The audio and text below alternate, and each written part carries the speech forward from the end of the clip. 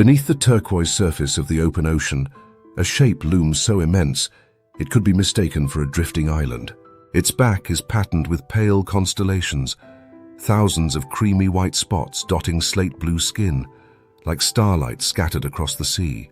This is Rhincodon typus, the whale shark, the largest fish alive, yet one of the most misunderstood. It glides forward in a slow, steady rhythm, its wide, gaping mouth agitating the water like a submerged vacuum, swallowing the invisible. All around, the ocean brims with violence. Predators hunt, prey scatter, teeth flash in sunlit shallows. But the whale shark lives untouched. It neither attacks nor flees. It simply continues, unbothered, filtering life from the water column like a peaceful titan adrift in a battlefield.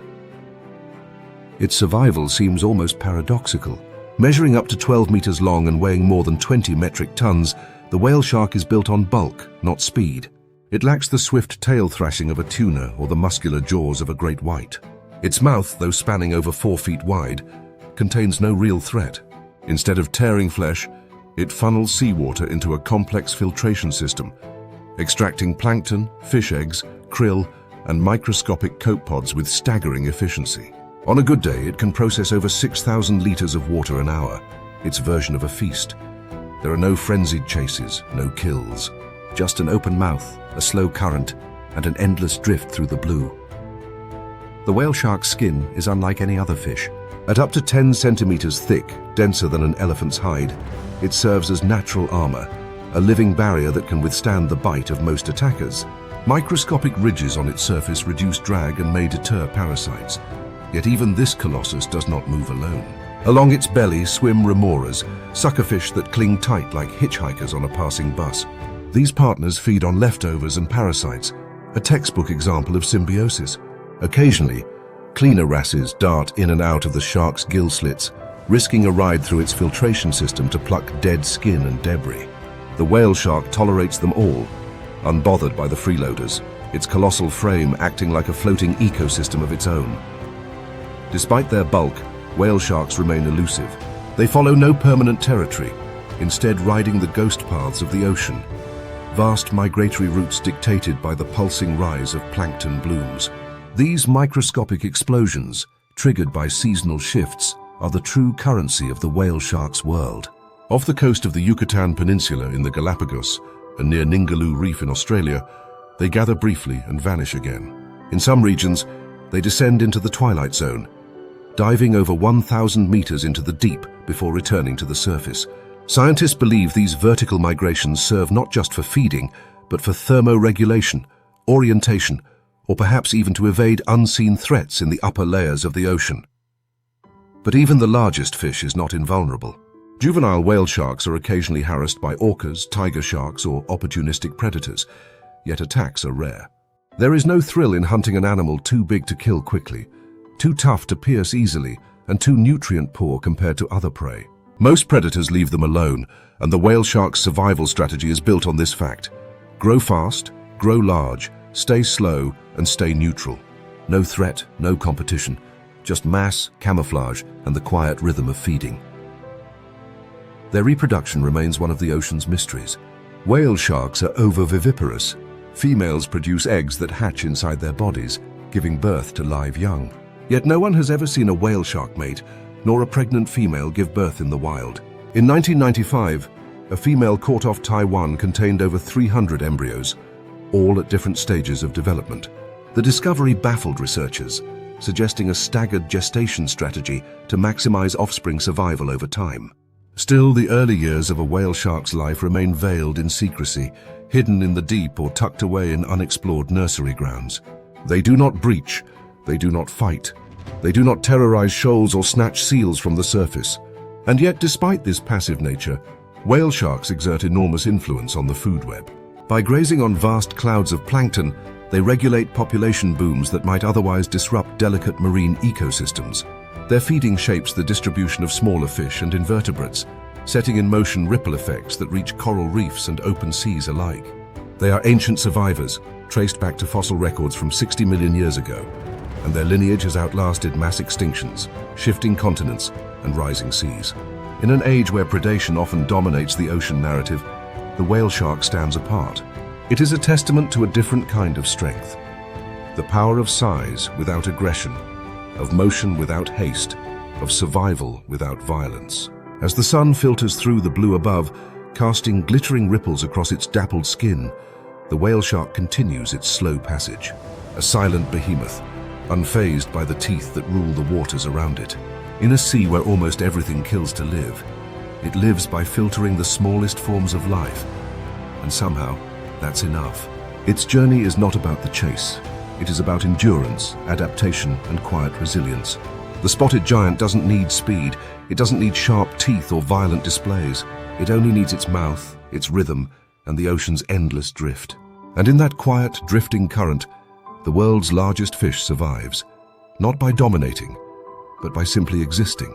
In the dappled light of shallow tropical bays, where sunbeams ripple through jade-green water and soft currents stir clouds of sand, something stirs near the seabed. At first glance, it seems unremarkable, just a large, slow-moving shape gliding inches above the ocean floor. But as it moves closer, its form comes into focus, a rounded, barrel-bodied creature with paddle-shaped flippers and a downturned snout grazing across a carpet of seagrass.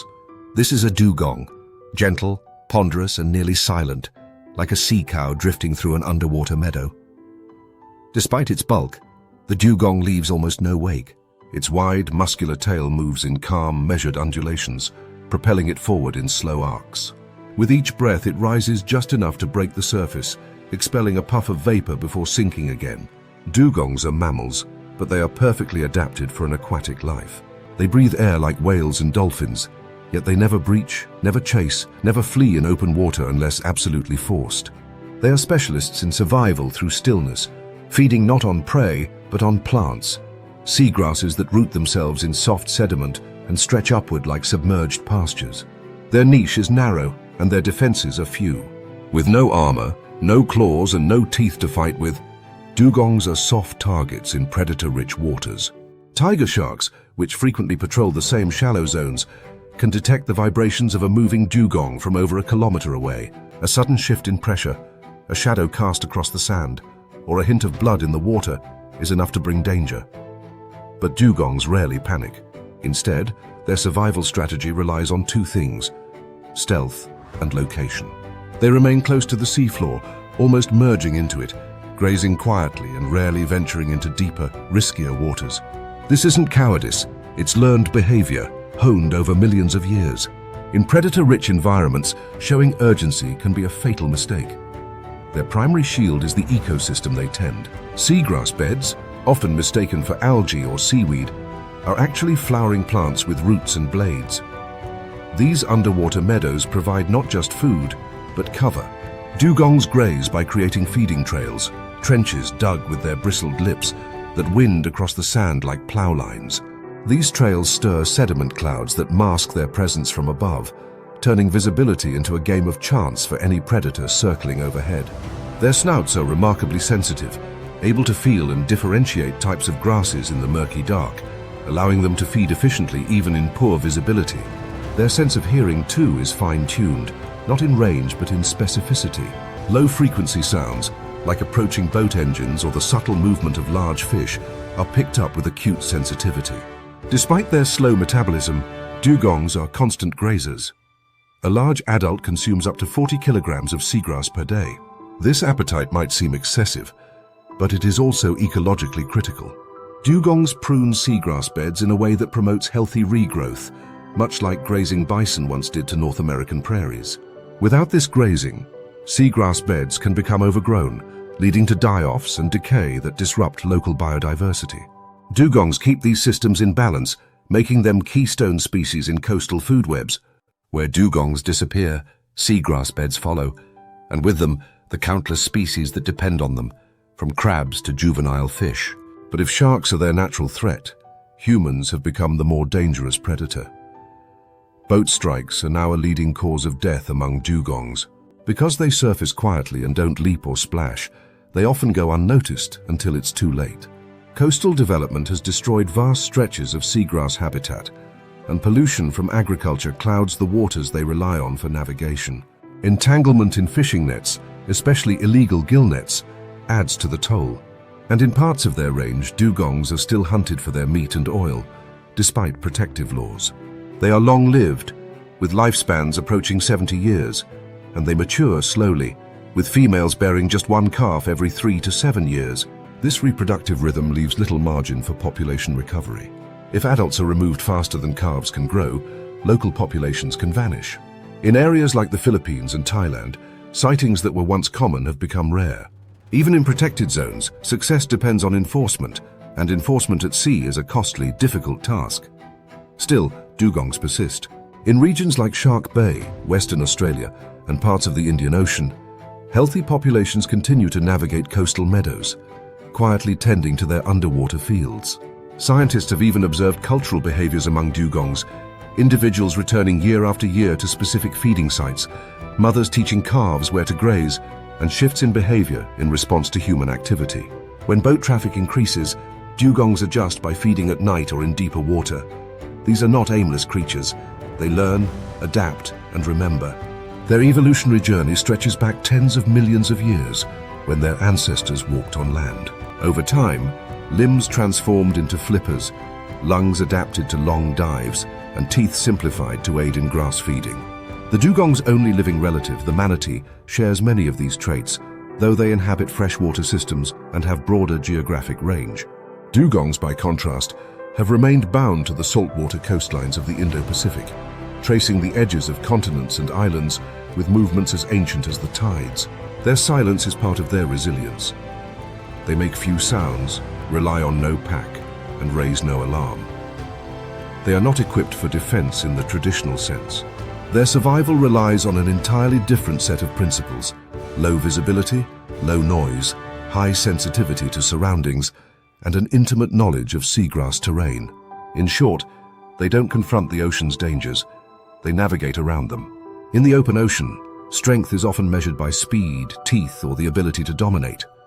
Dugongs possess none of those things, but their survival is no accident.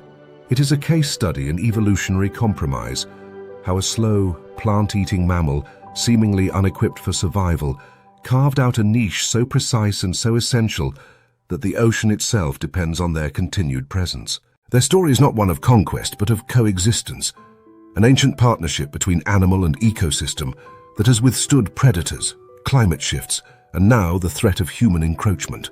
As the sun dips low over the shallows and the tide begins to shift, the dugong continues its path through the seagrass. Its movements remain unhurried. It has no reason to rush. The sea, despite all its violence, still holds space for this quiet grazer. A creature that thrives not by force, but by knowing where not to be, when not to move, and how to survive without a single aggressive act. The Arctic is never still.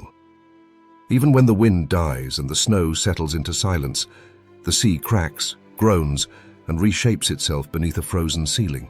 It is in this frigid, volatile frontier, where the water breathes cold and the ice shifts like tectonic plates, that the walrus makes its living. A massive whiskered figure pushes its way from the sea onto a slab of sea ice. Steam rises off its thick, blubber-insulated body, glistening under the low polar sun.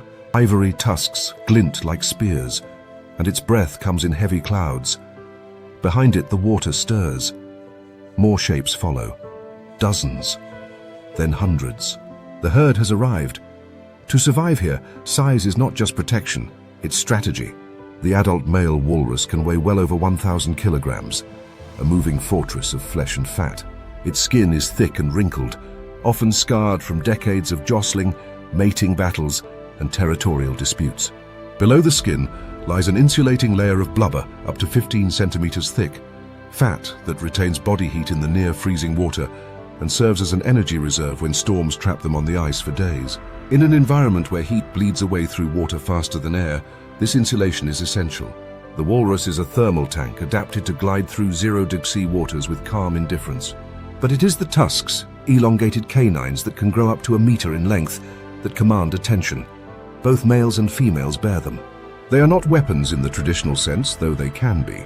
Their primary purpose is more utilitarian. Tools for hauling massive bodies out of the sea, for anchoring to drifting ice, for asserting dominance during the mating season, and for maintaining hierarchy within herds. A walrus uses its tusks like a mountaineer uses ice axes, driving them into slippery ledges to gain leverage. Underwater, they have no combat function. But on the ice, they define power, experience, and age. The walrus is no loner. Its power grows with the herd. These are not casual gatherings. Walrus herds are structured, vocal, and reactive. Males cluster in separate groups from females and calves outside the breeding season, while maternal herds form dense masses of bodies that can number in the thousands. In these aggregations, safety comes from proximity.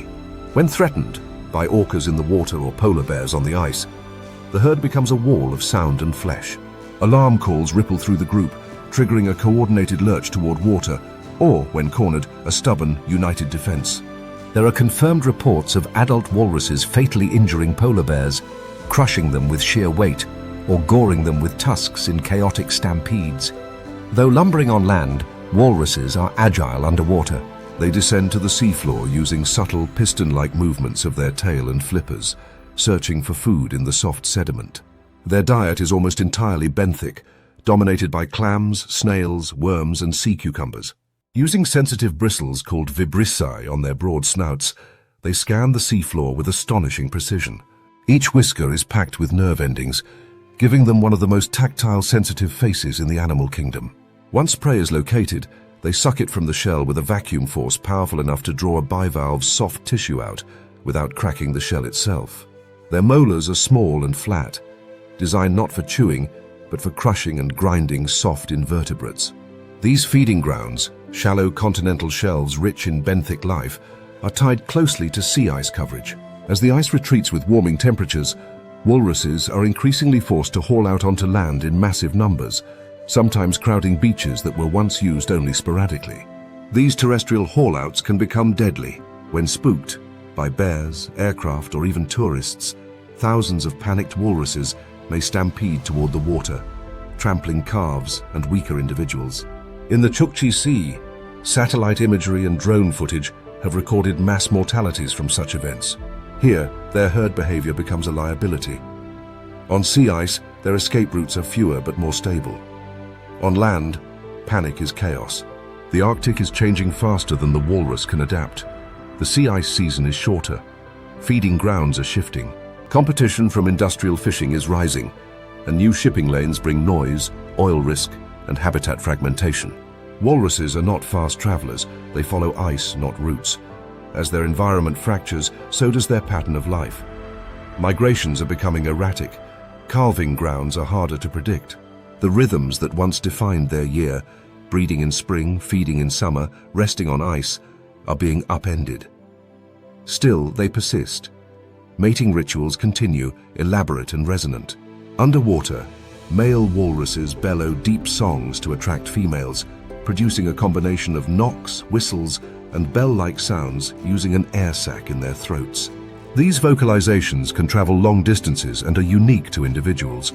A display of stamina, not just sound. A performance that defines hierarchy and reproductive success. The stronger the lungs, the better the call. And only those who sing long and loud are noticed. The calves, born after a gestation of over 15 months, are large and precocial. They can swim within hours and remain close to their mothers for up to 2 years. Mothers are fiercely protective. They lift calves onto ice floes using their tusks, keep them close during dives, and push them beneath their own bodies when danger arises. Among walruses, motherhood is not passive, it is constant vigilance. Predators still lurk. Orcas may attempt to separate calves from the herd. Polar bears may stalk the edge of a crowded haulout, waiting for panic to do the killing for them. But direct attacks on healthy adults are rare.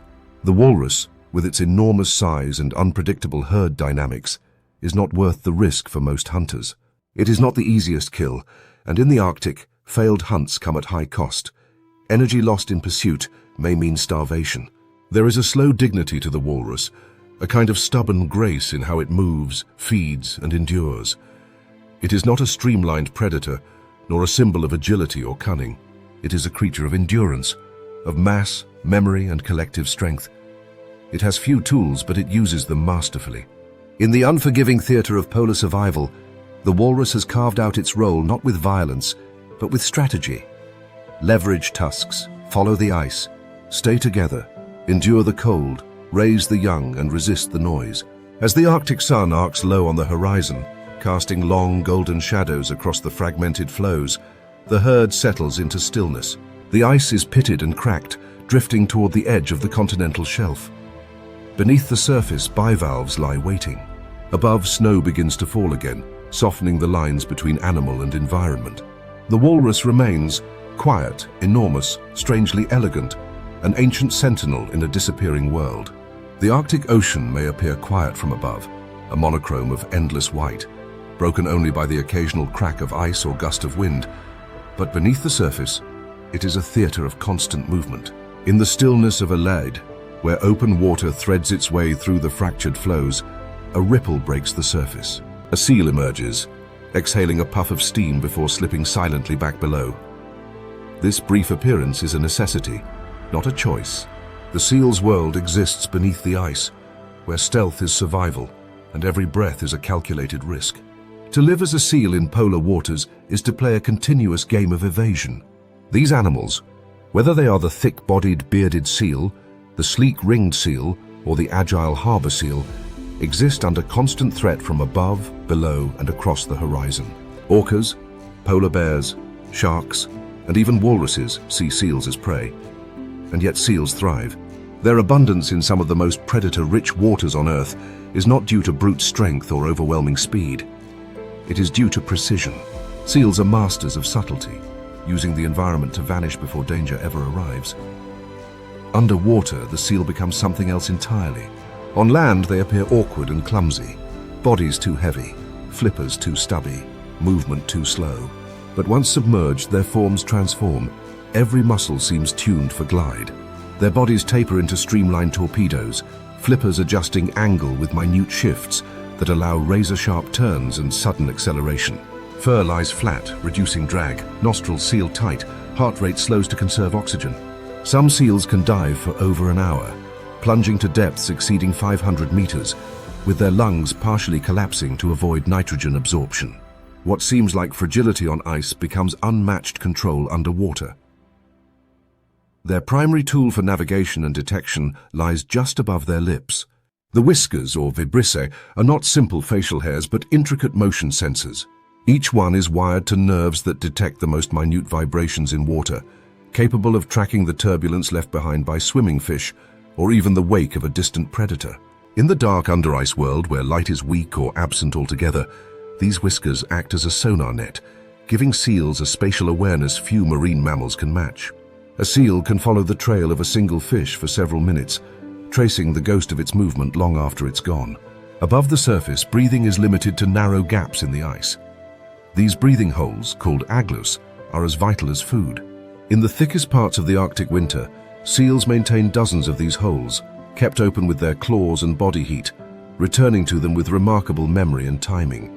Ringed seals, in particular, rely on these personal air stations and go so far as to create lairs beneath snowdrifts atop the ice, where they give birth and hide pups from the eyes of polar bears. These birth chambers, entirely hidden from the world, are insulated by snow and ventilated through tiny gaps no wider than a hand. It's a fragile solution, but it's kept the species alive for millennia. Seals give birth in late winter or early spring, timed precisely so the pups will grow strong enough to survive by the time the ice melts. A newborn pup is wrapped in soft white lanugo fur, an insulator that reflects heat and blends into snow. For days or weeks, the pup remains in its lair, nursing on high-fat milk while the mother hunts, always returning by memory to the same chamber. The risks are constant. A misstep in timing, a polar bear finding the lair, a warm spell collapsing the snow. Any of these could end the pup's life before it ever enters the sea. And yet, most do survive. The success rate is a testament to both the mother's dedication and the seal's evolutionary finesse.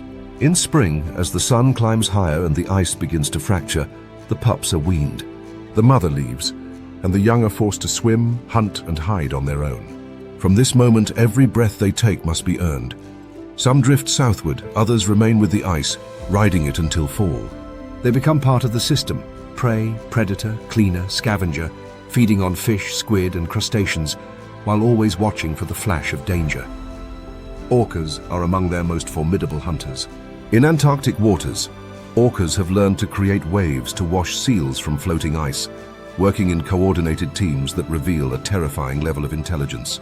In the Arctic, they may ram ice floes or patrol the edges of leads, waiting for a seal to surface. But even orcas, with all their cunning, often fail. Seals are unpredictable. They dive at sharp angles, double back, vanish into labyrinths beneath the ice. A seal may spend only a few seconds at the surface before vanishing for 10 minutes. The timing is everything. The quiet is everything. Thermoregulation, too, plays a role in their survival. Cold kills slowly, so seals have evolved not just to endure it, but to manipulate it. Their thick blubber insulates core organs, while blood vessels near the skin can constrict to reduce heat loss. In some species, these vessels form a countercurrent system. Warm blood from the body core heats the cooler blood returning from the skin, conserving internal temperature. Their flippers, though exposed, can radiate excess heat if necessary, allowing the seal to regulate temperature while minimizing energy loss. Some seals take the balancing act further. The Weddell seal, for instance, uses its teeth to keep breathing holes open in the Antarctic winter.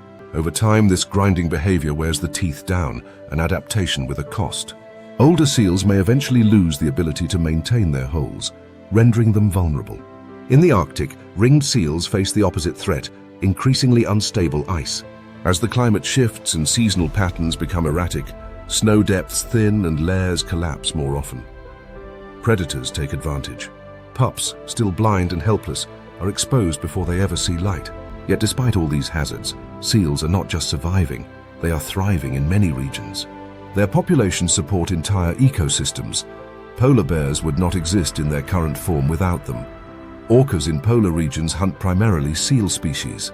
Even scavengers like Arctic foxes and gulls depend on seal carcasses for winter sustenance.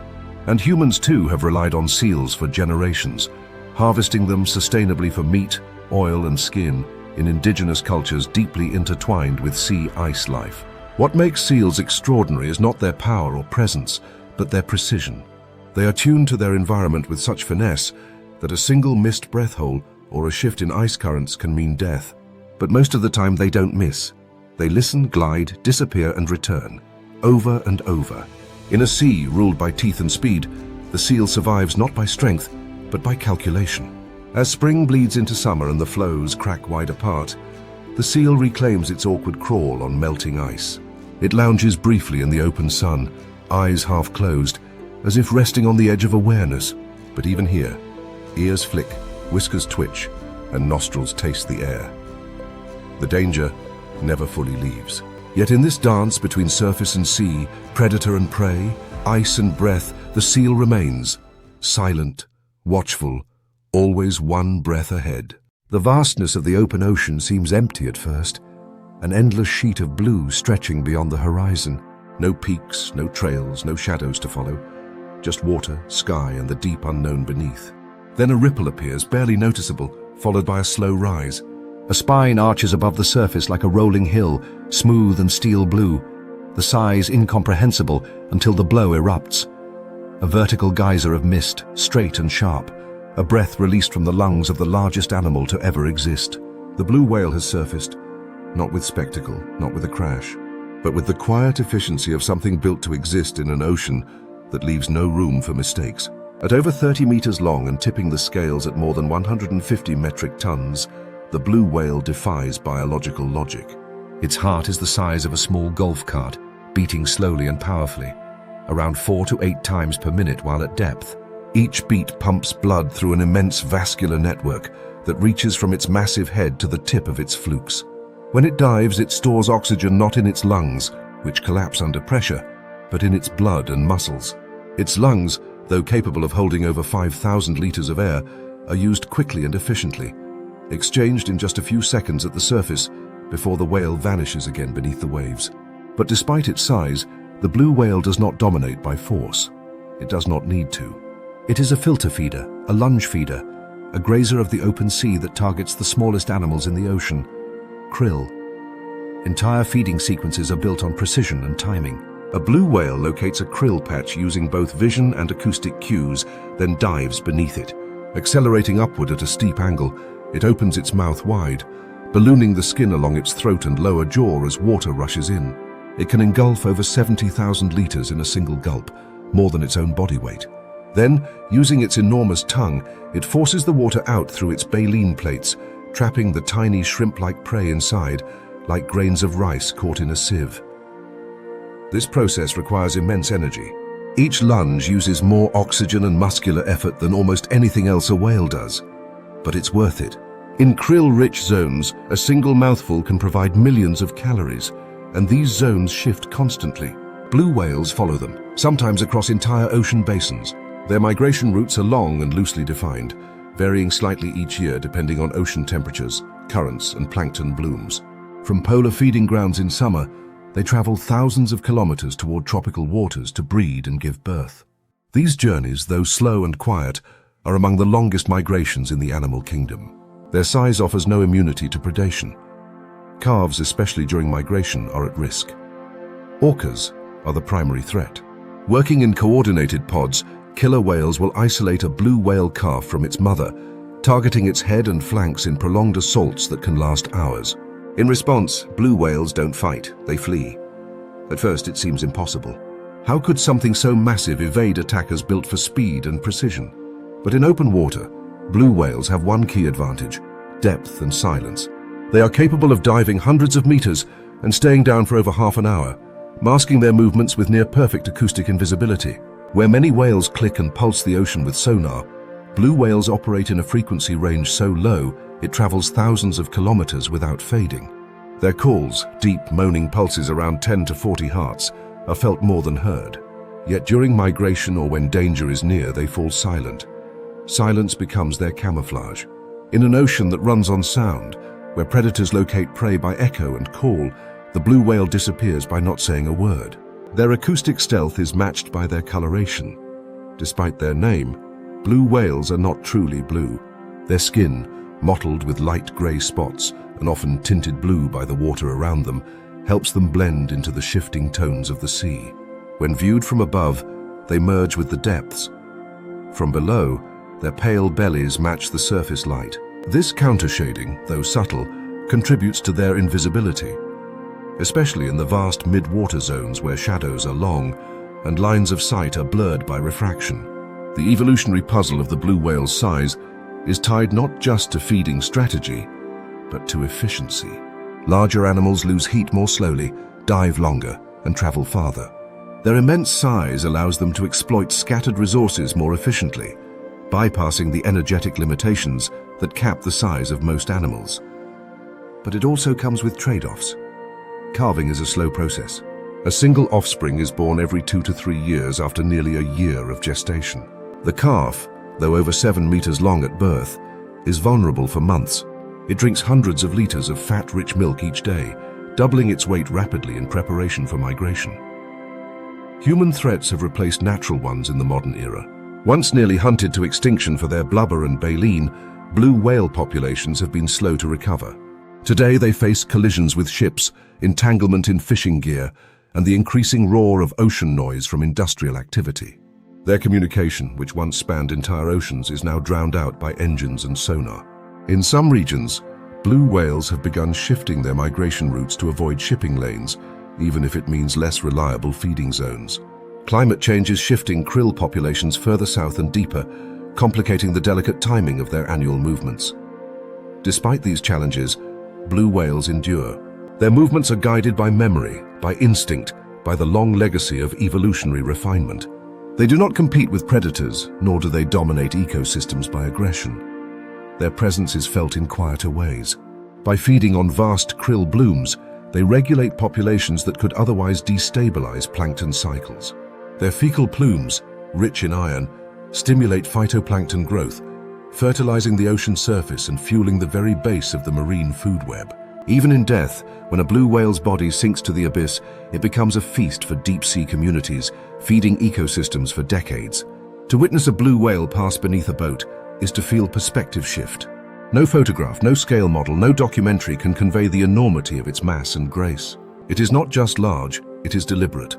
Every movement is measured, every breath a calculation, every silence a decision. It is perhaps the most unlikely survivor of all, not because it evades danger with speed, but because it remains unseen by choice. In a world that hears before it sees, the blue whale vanishes into the silence of the deep. A colossus, not just in size, but in the quiet mastery of survival. The surface of the tropical sea glistens under a high sun, calm and glassy, broken only by the rhythmic splash of fins slicing in unison. Just below the surface, a pod of dolphins swims with purpose, tight, synchronized, and curving like a single intelligent organism through the water.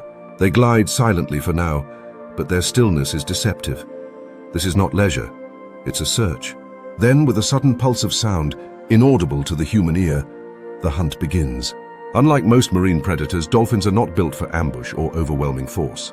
They are not equipped with the crushing jaws of a shark, nor the camouflage of a cuttlefish. Their true weapon is their mind. Bottlenose dolphins, perhaps the best studied among their kind, possess brains larger than any other animal in proportion to body size outside of humans. Inside that brain lies not just the capacity for memory, problem solving and planning, but for coordination. No dolphin hunts alone for long. It is in numbers and through strategy that they dominate. The ocean is an environment where information matters as much as speed or size. Visibility can vanish in seconds. Prey can scatter in clouds. Predator and prey often sense one another long before they see each other. Dolphins navigate this unseen world with echolocation, emitting rapid clicks and listening to how those clicks bounce back off objects. With each returning echo, they construct a three-dimensional sound map of their surroundings. Not a blur of shadows, but detailed acoustic images. They can detect the size, shape, and even the density of a fish buried in sand. It's not magic, it's biology, evolved to perfection. In a feeding scenario, a dolphin may emit a staccato burst of sonar clicks as it approaches a school of fish, gauging the density of the shoal. When the time is right, it slows, giving subtle signals through posture, squeaks, or even jaw claps. The rest of the pod reacts instantly. A few peel off to circle wide, others remain in front, driving the fish towards shallower water. Then the team closes in, creating a bait ball, a tight cluster of prey compressed into confusion. It's then, and only then, that individual dolphins strike, each taking turns to feed while the rest hold the perimeter. The coordination is not learned in a single season. It's passed down, pod to pod, generation to generation. This is cultural transmission, a phenomenon once thought to be uniquely human. In Shark Bay, Australia, dolphins exhibit an entirely different technique. One female line has been documented using marine sponges as tools, wrapping them over their snouts to protect themselves while foraging for sharp-shelled prey along the seafloor. This behavior is taught, not instinctual. Mothers teach daughters, and the knowledge spreads slowly within kinship groups. In other parts of the world, dolphins corral fish into the shallows, chasing them onto mudbanks and then wriggling themselves halfway onto land to snatch them before sliding back into the water. It's risky, the margin for error is narrow, but when executed properly, it offers a meal no predator could catch in open water. Some pods use bubbles, either as nets to encircle fish or as distractions to confuse them. Others slap their tails to startle prey or drive schools toward the waiting mouths of seabirds hovering above. In rare cases, dolphins even collaborate with humans. In southern Brazil, dolphins have been seen signaling fishermen by slapping their heads or tails, cueing them to cast nets. The reward? Escaping fish and bycatch intentionally left for the dolphin partners. It's not superstition. It's an interspecies alliance that's endured for generations. But intelligence doesn't guarantee safety. Dolphins, for all their coordination and speed, are not invincible. Sharks, particularly large bull sharks and tiger sharks, pose a real threat, especially to young or injured dolphins. Yet here again, it's the pod that matters. Dolphins confront sharks not with brute force, but with harassment. They flank, mob, and harry their attacker from all sides. A lone shark might attempt a strike, but against a dozen high-speed tactical dolphins, it often abandons the chase. There are documented instances of dolphins killing sharks, ramming them with hardened snouts aimed at the gills or underbelly. It's rare and only in extreme cases, but it proves the point. Dolphins are not easy prey. Social bonds extend beyond the hunt. Dolphins live in complex fission fusion societies, where pod structures change fluidly, but close friendships endure. Males often form lifelong alliances, working together to access females or defend against outsiders. These partnerships are not static. They shift, merge, and evolve, often reflecting a hierarchy that's both subtle and adaptive. Vocalizations are key. Dolphins recognize individual whistles, unique acoustic signatures akin to names, and use them to maintain contact across vast distances. When separated, a dolphin may whistle the name of its partner until they reunite. Such vocal recognition, lasting years, suggests not only memory but emotional continuity. Play too serves a purpose. Young dolphins chase one another, toss seaweed, ride waves, and mimic adults, not just for amusement but for learning. These games refine motor control, improve timing, and reinforce social cues. Older dolphins have been seen engaging in synchronized swimming routines, even when not hunting. Coordination, like any skill, is rehearsed long before it's needed. Despite all this complexity, dolphins are not immune to threats from above. Human interference, through fishing nets, pollution, vessel strikes, and sonar disruption, has altered their behavior in many regions. Some pods abandon long-held hunting grounds. Others lose calves to entanglement or illness brought on by toxins. Noise pollution in particular is catastrophic. For a creature that lives by sound, a shipping lane is not just a disturbance, it's a form of blindness. Still, dolphins adapt. They change migration patterns. They shift feeding times to avoid noisy hours. Some alter their vocal ranges, though not without cost. The ocean's growing complexity demands more from even its smartest residents. Yet dolphins, with their ability to learn, teach, and innovate, remain uniquely equipped to respond, not by physical dominance, but by cognitive resilience. To witness a dolphin hunt is to see intellect in motion. There is no frenzy, no random pursuit. Every movement is chosen. Every shift in position, every flick of the fluke, every ping of sonar, it all builds toward a calculated end. In the sea, where chaos reigns and the strongest often win, the dolphin succeeds by orchestrating calm. As the pod finishes feeding and resumes its quiet cruise through warming waters, the ocean feels just a bit more ordered. There is no trace left behind, no blood, no chase marks, no visible drama, just ripples in the surface, fading slowly as the dolphins slip beneath the waves again, silent, efficient, and thinking. Always thinking. Above the cold, steel-grey waters of the North Pacific, a low fog clings to the surface, muffling the calls of distant seabirds and masking the ripple of waves. Beneath that quiet veil, the ocean is restless. A swirling column of bubbles begins to rise from the deep, forming a ghostly spiral that tightens like a noose. At first, there's nothing to see. Only the eerie sight of bubbles circling upward in perfect formation. Then from below, a massive shape surges into the column's center. Mouth agape, throat pleated and expanding, a humpback whale erupts from the depths, engulfing thousands of herring in one perfectly timed sweep. It crashes back into the sea with a thunderous splash, vanishing again into the depths. Above, gulls dive greedily into the disturbed water, scavenging leftovers. This is bubble net feeding, a learned strategy practiced by some humpback populations, passed down through generations. A small group of whales, often the same individuals each year, work together in a tight choreography. One blows bubbles in an upward spiral, corralling the fish. Another vocalizes a feeding call, a specific burst of sound that triggers panic in the prey. Others rise in formation, mouths open, precision timed to feed simultaneously. It's a hunting tactic that rivals the most sophisticated of predators, and it's entirely cultural. Not all humpbacks do it, only those who've learned. In the animal kingdom, that kind of selective taught behavior is rare. But humpbacks are full of contradictions. For all their strategic feeding, they are gentle giants by nature. With no teeth and no interest in seals, dolphins, or other whales, they feed exclusively on small fish and krill. Yet, time and again, they find themselves in the middle of violent confrontations that do not concern them directly.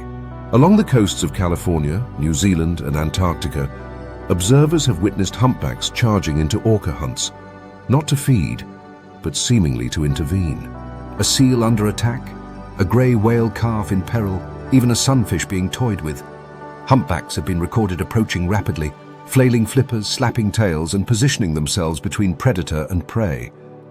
It's not always effective, but the consistency of this behavior across regions and populations has sparked intense scientific interest. Why would an animal risk injury, even death, to help another species, especially when there's no clear benefit. Some believe it may be a form of misdirected maternal instinct. Humpbacks are known for their deep bonds with their calves, with mothers nursing and protecting their young for nearly a year. In the chaotic energy of an orca attack, some researchers argue, a humpback may respond to distress signals with the same instinctive drive that compels it to protect its own. Others suggest it's a form of mobbing, a strategy to repel predators from areas where calves might be vulnerable. In these theories, the motive is not altruism in the human sense, but evolved behavior shaped by a need to protect kin. Yet the most compelling possibility is that humpbacks simply respond to distress. The calls of a seal in danger, the high-pitched echolocation of hunting orcas, the frantic splashing of a desperate animal, these may all trigger responses in humpbacks conditioned to recognize certain acoustic signatures as cues for action. Whether by instinct, empathy, or learned behavior, the result is the same. The largest animals in the sea rushing to the defense of the small. And the humpback has the tools to make itself known. Its long pectoral fins, which can span 5 meters across, are used not only for navigation, but for displays of force. Slapping the water with thunderous impact, these fins can startle even the most determined predator. Tail slaps and breaches serve similar purposes, loud, disruptive, and impossible to ignore. In some cases, they escort survivors to safety, using their massive bodies as living shields. Beyond the spectacle of these interventions, the humpback whale's primary signature in the ocean remains its song. These vocalizations, long and haunting, carry for hundreds of kilometers underwater. Each population has its own song, a structured series of phrases that evolve over time. Males sing primarily during the breeding season, and though the exact purpose of the song is still debated, it's widely believed to serve both as a mating display and as a way to assert dominance or attract attention. But the song may serve more than a reproductive function. Some researchers theorize that singing could play a role in navigation, creating acoustic landmarks in a featureless ocean. Others believe it may contribute to social cohesion, a form of long-distance communication that keeps individuals connected across vast migratory routes. Whatever its purpose, the complexity of these songs rivals that of birds and primates, unfolding in patterns and sequences that can last for hours without repetition. Humpbacks are not solitary animals. They may travel alone for stretches, but they congregate in feeding grounds, breeding areas, and during migration. Their migrations are some of the longest of any mammal, up to 8,000 kilometers between warm calving grounds and cold, nutrient-rich feeding zones. These journeys are driven not by choice but by necessity. In tropical waters, humpbacks fast, relying on blubber reserves. They return to polar waters in summer, where krill and herring bloom in abundance. The timing must be perfect. Too early and the food isn't there. Too late and ice or storms could block access. During these journeys, calves face danger. Orcas patrol migratory corridors, targeting young whales. Here, the mother's defense is unrelenting. She will roll, position herself between calf and attacker, and even use her fins to swat at pursuing orcas. Sometimes other humpbacks join in, even unrelated adults. The reason remains unclear, but the effect is unmistakable. A coordinated defense by multiple humpbacks can mean the difference between life and death for a calf. In the cold, plankton-rich waters of Alaska or the Antarctic Peninsula, bubble net feeding resumes with the same cast of characters, often in the same places year after year. The whales remember.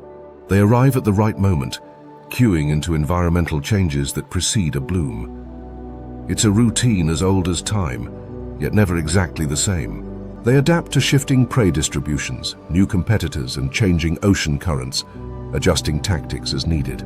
As climate change reshapes the ocean, humpbacks face new challenges. Rising temperatures alter prey availability. Melting ice shifts migratory patterns. Increased noise pollution from ships disrupts communication. And yet these whales continue to adjust. They arrive in new places, stay longer in feeding grounds, and even experiment with novel hunting strategies. Their ability to adapt, socially, acoustically, and behaviorally, is one of their greatest assets. To watch a humpback glide just beneath the surface is to witness restraint. Its movement is deliberate, almost slow, as if conserving energy with every sweep of its tail. But when it acts, when it feeds, defends, sings, or intervenes, it does so with force and clarity. These are animals that do not hunt out of aggression, that do not defend territory with teeth or claws, but still wield presence like few others in the marine world. As evening falls on the open sea, the light dims, and the surface begins to still. Then, from far below, a deep resonant note rises through the water, a low melodic phrase repeated and stretched into a full stanza. It is part of a song being sung hundreds of meters away, maybe more. A voice not meant to threaten or command, but simply to be heard. A signal that in the depths of the sea, some giants do more than survive. They protect, they remember, and they sing. In the sunlit shallows of a tropical reef slope, light refracts in ribbons across sand and coral, distorting the shapes that drift silently through the blue. Then a shadow passes overhead, broad, smooth, and eerily quiet. At first it resembles the silhouette of a bird, but as it nears, its wings stretch wider than a car, tapering to graceful points that rise and fall with each motion. A manta ray, the largest of all rays, gliding not with muscle-bound effort, but with the calm elegance of something too big to rush and too fluid to be caught. There are no teeth, no barbs, no speed-driven lunges, just the slow pulse of two great fins moving like sails in a soft breeze. Unlike its relatives, the stingrays and eagle rays, the manta carries no venom, no stinger, and makes no attempt to bury itself in the sand. It does not hide. It cannot. Its size betrays it. Up to 7 meters across in the largest specimens, and nearly 2 tons in weight. Yet mantas roam the open ocean and the reefs with near impunity. They do not flee in panic. They do not rely on camouflage, and they do not strike. Their survival depends instead on something subtler: awareness, intelligence, and control of space. The manta's most striking feature is not its wingspan, but its face. Forward-facing eyes and a broad horned head give it an alien grace. Its twin cephalic lobes, often referred to as horns or fins, unfurl from the sides of its mouth when feeding, guiding plankton and small fish into its wide, open jaw. These lobes aren't just tools for funneling food. They're sophisticated, flexible structures that fold, roll, and reposition with precision. Scientists now believe they contribute to the ray's exceptional maneuverability, aiding not just in feeding, but in navigation. And manta rays are navigating constantly. Unlike reef-bound species, mantas are pelagic travelers, capable of crossing hundreds, sometimes thousands of kilometers between feeding sites and breeding grounds. Their routes are not linear, and they do not always follow the same currents as other large marine animals. Instead, they seem to follow temperature gradients, upwellings and seasonal plankton blooms with uncanny precision, suggesting a kind of spatial memory or environmental awareness far more complex than once thought. In tagging studies, mantas have returned to specific cleaning stations and feeding grounds after more than a year away, navigating open ocean without fixed landmarks or coastlines. No GPS, no sonar, just instinct, memory, and the quiet reading of the sea.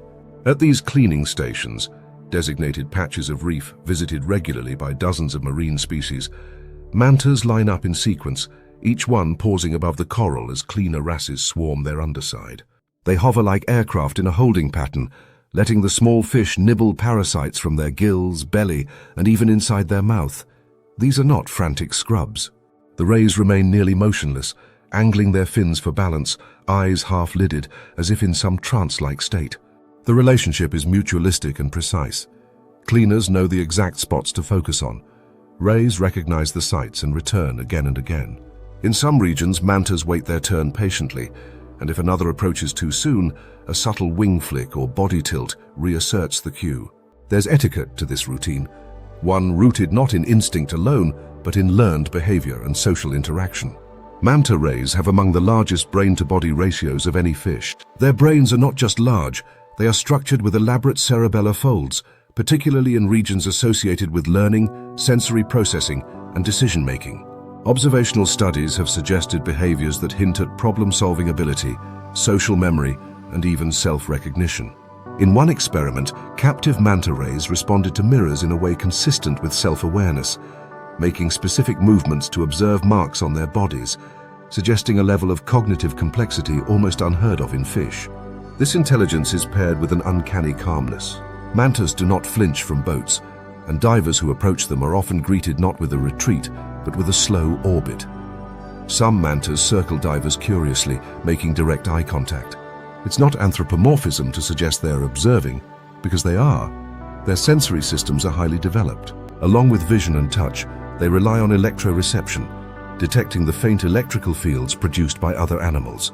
This helps them locate prey in the dark and navigate murky waters, but it also grants them a sensitivity to their environment that is both broad and nuanced. For predators, the manta's size is a deterrent. Adult manta rays are rarely preyed upon, though large tiger sharks and orcas have been known to attack. But mantas don't fight, they evade. In open water, their large wings become tools of escape, not combat. A few powerful flaps can lift them clear of danger, maneuvering vertically, spinning or spiraling into depths too complex for larger predators to follow. Their motion is balletic but calculated. They do not flee in straight lines like most fish. They improvise.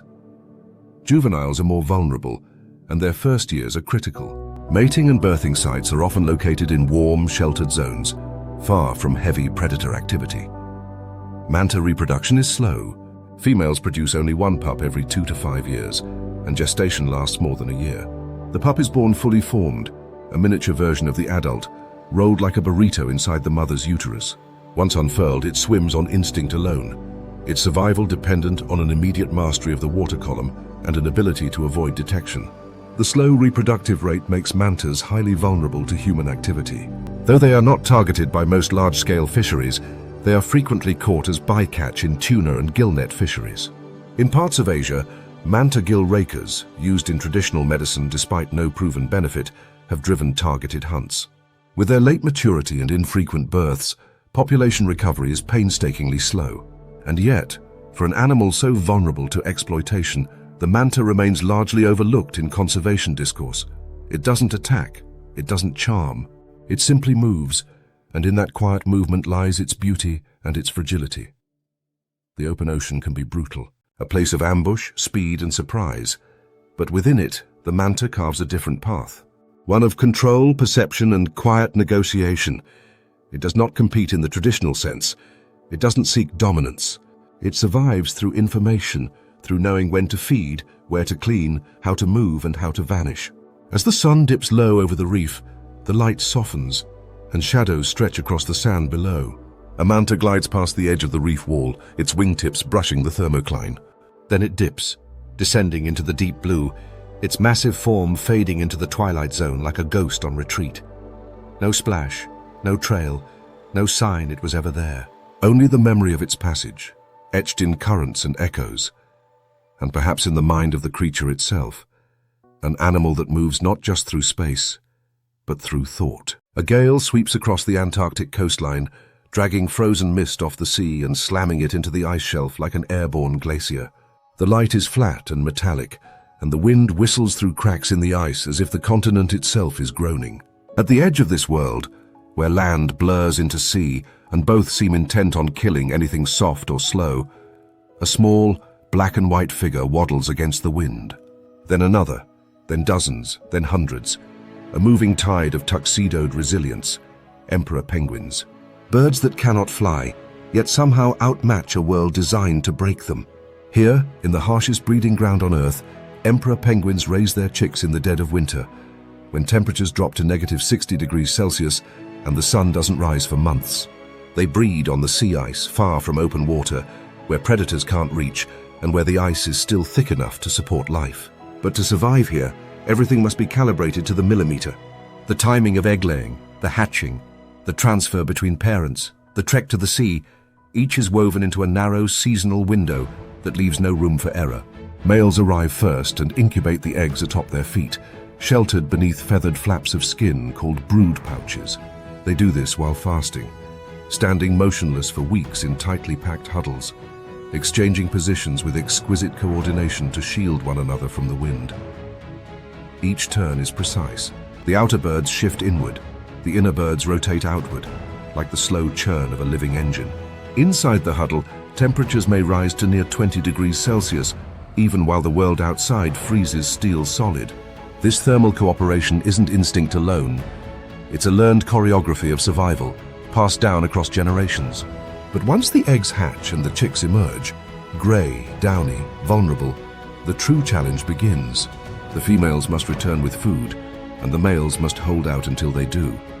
A delay of just a few days can mean death.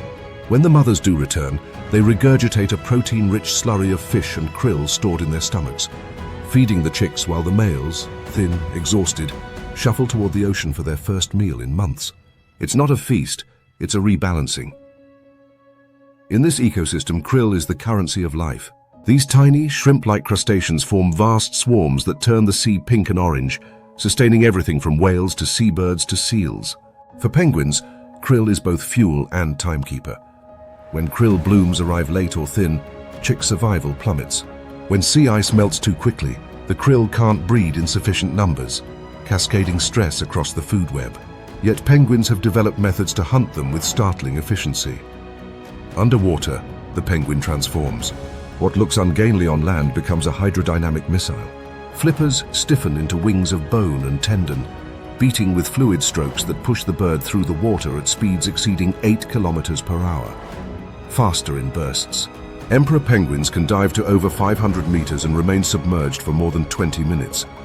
Their bones are solid, not hollow, minimizing buoyancy.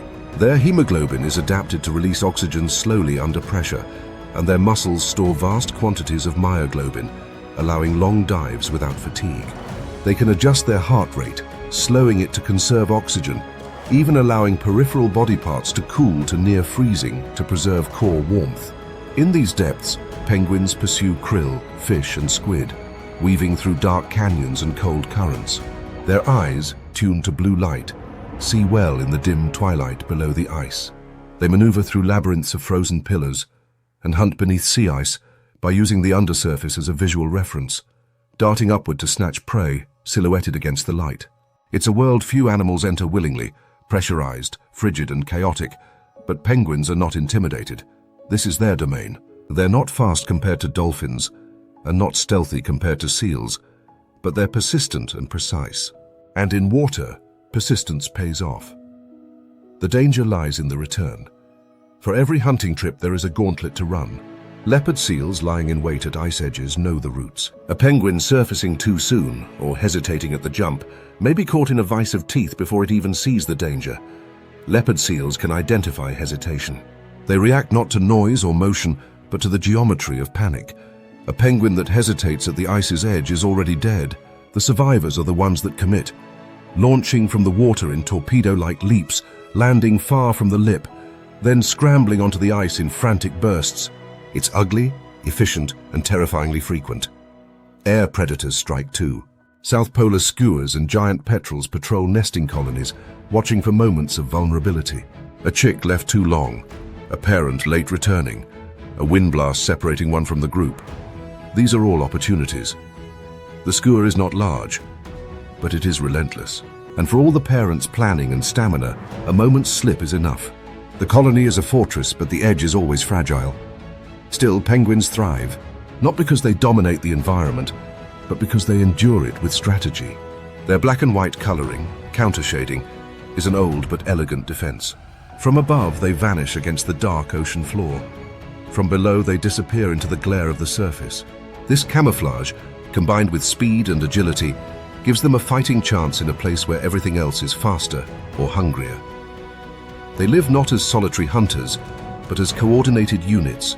They breed in colonies, forage in groups, communicate with individualized calls that allow mates and chicks to recognize one another among tens of thousands. Each adult can distinguish its chick's voice in a chorus of thousands, an acoustic signature as unique as a fingerprint. And while the nesting colonies appear chaotic, with constant movement and noise, they are structured, layered, and reactive. When storms hit, chicks huddle together in creches guarded loosely by unmated adults. When predators approach, alarm calls ripple outward like tremors through the crowd. As the southern sun returns and the ice begins to soften, the cycle ends and begins again. The chicks, now shedding down for waterproof feathers, begin their first tentative walks toward the sea. They are gangly, unsteady, but determined. There's no one to teach them, no rehearsals. They must leap into the surf and dive into a world where everything is new and everything can kill them. But many will survive. Enough, at least, to continue the march. In a landscape sculpted by extremes, the penguin remains one of nature's most improbable victors, a bird that forgot how to fly, then rewrote the rules of survival beneath the sea. It does not win through force. It does not flee from hardship. It endures, waddling, diving, breathing and fighting in a place where logic suggests it shouldn't exist at all. Yet it does. In the coldest place on Earth, feathered fighters march on, not with wings, but with will. The ocean has long been framed as a battleground, an arena of teeth, speed, ambush and blood. From the shark-infested shallows to the dark abyssal plains, the narrative of survival has often hinged on power. Who can strike fastest, swim hardest, dominate most thoroughly?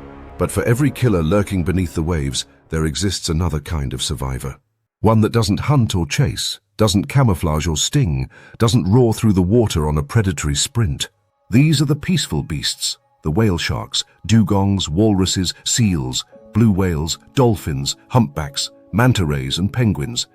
Creatures that defy the predator's script and instead write their own, built not on violence but on adaptation, resilience and intelligence. They live in the same oceans as the orca and the great white shark. They feed in waters where crocodiles patrol river mouths and squid strike from the gloom. Yet somehow they persist, some of them thriving for tens of millions of years, outliving the ancient marine reptiles, surviving ice ages, mass extinctions, and now even human expansion. How? The answer lies in strategy, in biology sharpened not into weapons, but into systems of communication, of memory, of behavior that bends around danger instead of meeting it head-on. Take the whale shark, a creature so large it dwarfs most boats, yet so passive it has no teeth fit for defense. It filters microscopic plankton by the ton, swimming great distances to follow invisible blooms. It is armored, but not aggressive. Instead of fear, it commands space through presence, moving slow, massive and unthreatened, trusting in the physics of size and the futility of attacking a creature that offers no counterstrike. Contrast that with the dugong, a creature far less imposing yet no less successful.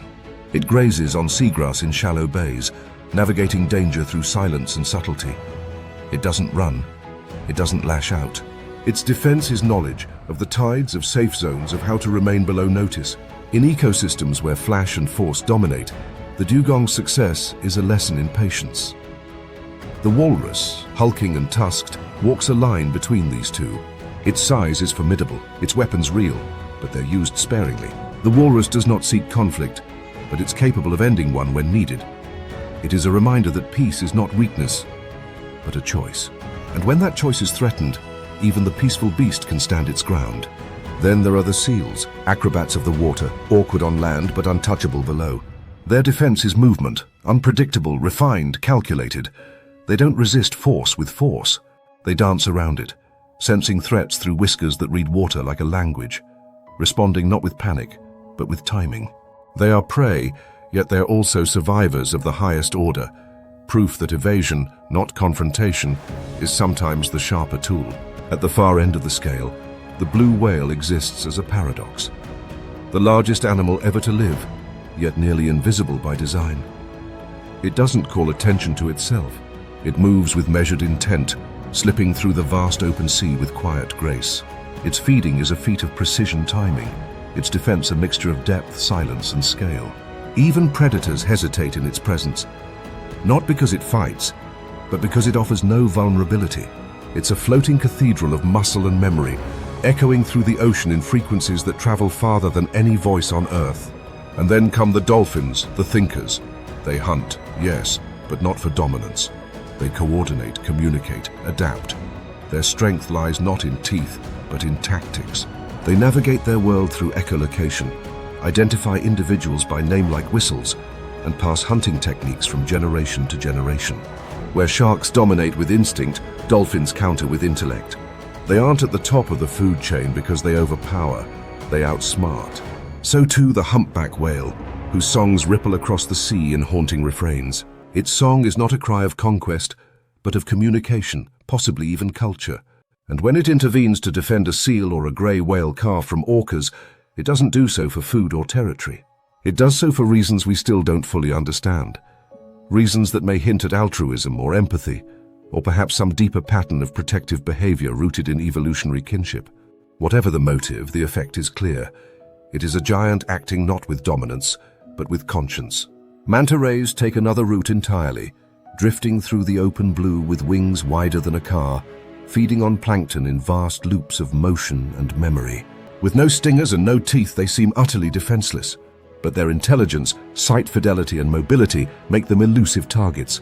They know where to feed, where to clean, where to disappear. They use the sea not as a battleground, but as a map. Even penguins, small, flightless, constantly hunted, embody this principle. They face attack from land, sea, and air, yet thrive by transforming vulnerability into coordination. Their strength is in numbers, in huddles, in camouflage, in split-second dives, and carefully chosen nesting sites. They succeed not by winning fights, but by surviving them and teaching their chicks to do the same. Together, these species form a pattern, a counter-narrative to the myth that survival belongs only to the strong, the aggressive, the lethal. Evolution has not crowned only the hunter. It has carved space for the filter feeder, the grazer, the swimmer, the singer. In the evolutionary arms race, the peaceful beasts have not fallen behind. They've simply chosen a different path. Their roles in the ecosystem are profound. Whale sharks control plankton blooms that would otherwise shift ocean chemistry. Dugongs and manatees manage seagrass beds, which sequester carbon and anchor food chains. Baleen whales fertilize the ocean with nutrient-rich waste, supporting the very krill they consume. Dolphins and seals keep fish populations balanced. Penguins are sentinels of climate change, their survival closely tied to the health of krill and sea ice. These animals do not dominate the ocean by force. They hold it together by function. And now, as the modern ocean changes, warmer, louder, busier, and more fractured, these peaceful giants face a new kind of test. It is not a predator with fins or teeth. It is habitat loss, noise pollution, plastic, warming currents, and collapsing prey webs. And yet they adapt. They change migratory routes, shift breeding schedules, dive deeper, stay longer. Some populations shrink, others rebound. But always, they endure. In the end, survival in the ocean is not a simple matter of might. It is a negotiation between energy and efficiency, between risk and reward, between visibility and presence. The peaceful beasts do not win by domination. They win by understanding their place, by refining it, and by staying just ahead of the wave. They do not roar. They do not bleed for territory. They do not leave trails of conquest. But they are still here, vast, quiet, essential. And in their silence, the ocean continues to breathe.